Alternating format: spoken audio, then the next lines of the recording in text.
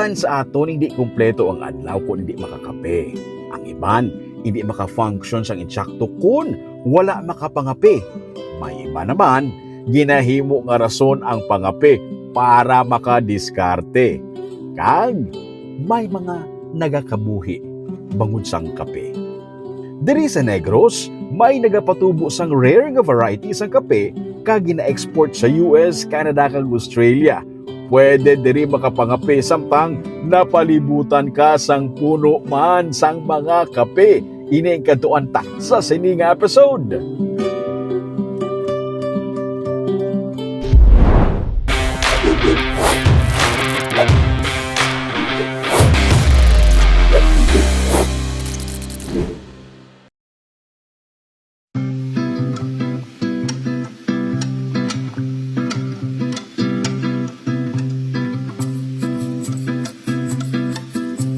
Magluwas sa bugas, kape ang isa sa mga unang nga ginakonsumo sa mga Pinoy sa kada adlaw.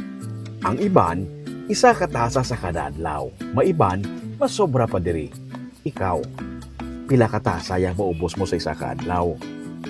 Pero nakahibalo ka mo bala kung ano kauti sa proseso antes mo ma-enjoy ang kada dimdim mo sang kape sa imong nga tasa.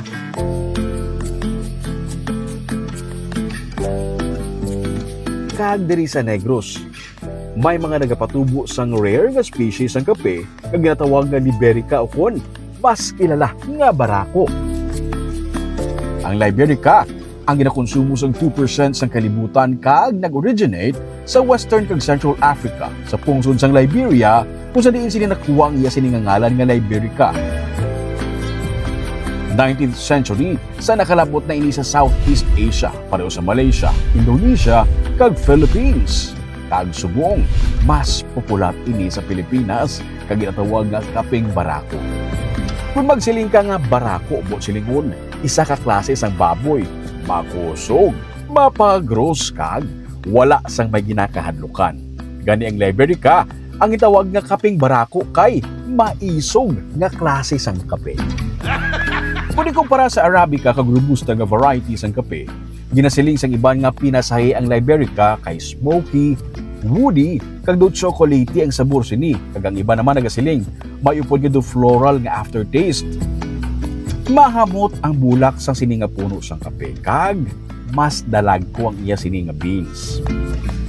Sa may barangay Dulao sa Bago City sa Negros Occidental, may coffee farmer nga may halos 8,000 ka mga puno sang Liberica nga kape.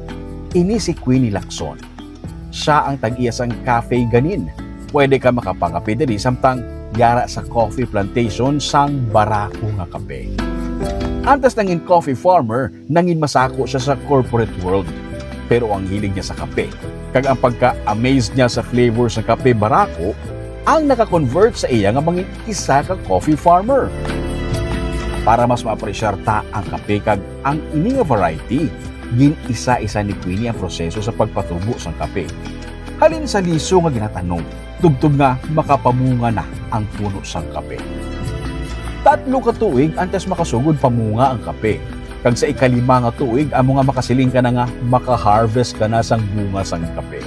So, you're gonna put it na sa seedbed. Pag nag 9 months na siya, that's when you transplant sa ground, sa soil. Butang mo na siya sa ground na. Yes, sa soil. So, may certain distance na siya in preparation for it to grow. And then may depth man siya in elevation. So, if you want to grow coffee, you should know the property, elevation, water source, number 1. And then the climate, of course. Dako nga need sa water, gid no? Oh yes, water intensive na siya for the first 3 years. Pero hindi man siya kilalan, gid heavy naman nga ilumson mo siya kay pa-wither, maluo man siya. Pero ang una nga 3 ka tuig ang challenging kay man tagaan mo gid sang oras nga malagaan ang kada puno. Maplastar ini sang insakto kag mabunyagan kag saguron ini. After that, it can survive on its own. Rain kami, we are rain dependent. After 3 years? Yes. No. Mga baby, may para kumana. No? Toddler. Pagka 3 years old na siya daw, matayaan mo na siya. So, nag 3 years na siya. Saan siya, magpapasugod siya pa mo nga, mag 3 By the books, it's 5 years. Okay. But with proper water system and fertilization, to our experience, 3 years nang bunga na siya. Kaya na. Kaya na.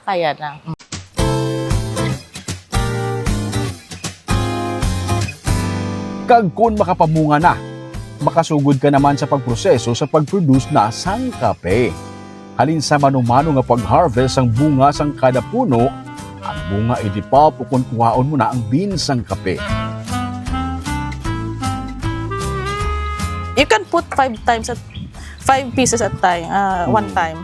Galing, it depends on how strong you are to apply pressure. Kaya make sure man na hindi siya mag-crack.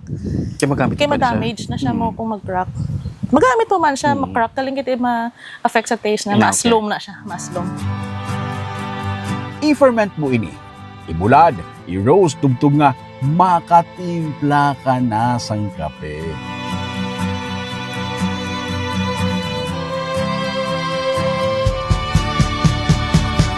So sa inyong case, pag 5 years, amo na ni pagsugod mo na Yes, harvest. oo. Tama-tama siya harvest. Nga inang ma-maximize mo na gid bala, makita mo na ang iyang commercial capacity. Na, So kada ano siya ganing month gasugod? from November to March, harvest season. November, So today, December. harvest season, gid. That's why 5 months. Yes, Oo. oo.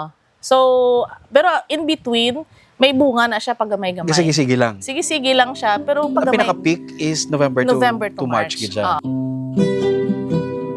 Ang klima, ang isa sa mga kontras ang kape, pareho sa iban nga mga pananom. Ang El Nino, kag ang Bagyo, ang nakapatumba sa mga puno sang kape, pero ang Liberica nga variety, daw Pinoy man, resilient, bisan ano nga pagtilaw, nagabangon sa gihapon. Ano ko ang variety nga Liberica is hindi siya common. Yes, it's one of the rarest coffee in the world. And this is our, fortunately, sa Philippines, this is our heritage bean. It's our heirloom beans. So we must preserve the DNA or the genes of this species. Kaya it's becoming extinct. Siya ang pinakadako nga klase. Yes, among the Ano variety. pa gid ang mga specific yung kinalain sa iban nga lowland lang siya. Yes, lowland. Ang number one gid is aside from the morphological characteristic which is huge, ang iya gid nga kwan a resistance kag resilience niya mo Sa weather. sa weather, harsh Init, weather bagyo. conditions and diseases. Pero kung malampuwasan mo ang challenges dala sang klima, okay gid. Baka hatag sang panangabuhian ilabi na sa mga nagatrabaho sa coffee farm. Si Queenie, naga-export na sang iya nga kape barako sa iban nga mga pungsod. Galabuti mo nga mga kape. Ang number one ginamon is Canada, US, Canada? Australia man kami. Oh. Amo gani mo market ya. Oo. Sa roasted ni Roasted na. Oo. Canada, US kag Australia, dra gid siya tanan. Oo, dra siya tanan. Kulang ka pa. Oo, Daw pang demand. Dako Do Dako. di mo pa malagas. Hindi. Kaya wala ko capacity. Maybe someday, if I have machineries na.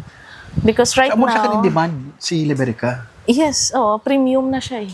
Even with the price that's premium, people are still looking for it. May mga nagakadto pa diri sa iya nga farm para aktual nga makitaan ang mga puno kag para ma-immerse para mas maintindihan ang proseso sang pagpatubo sa kape kag mag-harvest sini. Ang iban nga mga luyag magbukas ang kapihan, nagapalapit man sa iya para mas maintindihan anay ang lakat sang pagnegosyo sang kape. Nagabaligya man siya sang planting materials sa mga luyag naman magtanom sang kape. Sa cafe ganin, hindi lang ang beans sang kape ang mapuslan, ang unod sang kape kag ang bulak sang kape ginahimo pa diri nga siya tanan mapuslan. Para kay Queenie, dako nga sakripisyo ang kinahanglanon para sa pagpatubo sang kape. Pero pareho sa iban nga mga farmers nga kun maka-harvest na may alibyo. Worth it man kuno ang tanan nga gin-give up niya pati nang iya nga career para lang sa kape. Ito. Is it worth it living the corporate world and Oh yeah. is it worth it? Yeah, the stress level is different. At dito hindi ka katulog, diri makatulog-tulog ka gamay.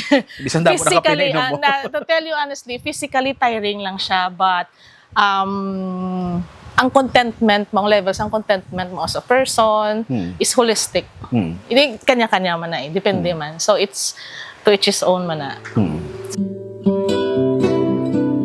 Kung interesado ka sa iya nga kape nga produkto o kung kape nga mga tanom, pwede mag-message sa iya nga Facebook page ng Cafe Ganin. Kag sa next mo nga pagkape-kape, paminsara ang mga tawo nga nagakabuhi bangod sang nanamitan mo nga kape. Paminsara nga may klases ang kape nga nakabutang sa Pilipinas sa mapa bangod sang kalidad sini. Kag hindi pagkalipatan ang dugo, balhas kag luha nga ginpundar sang coffee farmers para ma-enjoy mo ang kada tasa mo sang kape sa kada aga.